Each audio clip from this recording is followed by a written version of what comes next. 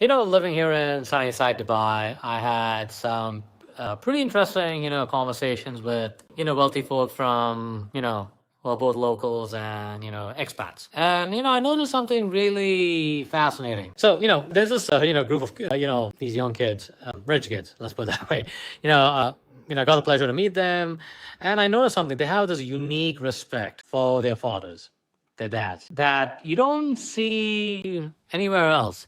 We're talking about like, genuine admiration for their dad's vision and, and also definitely the belief in capitalism. So I don't know, this may piss off some of the gender bender fluid, socialist, folks, whether they're coming from India, US, and, all that stuff. Here's the thing. What's really interesting is how they get it. They understand that having the right patriarch to lead the family is what creates generational wealth. I mean, it's not just about money. It's really about leadership.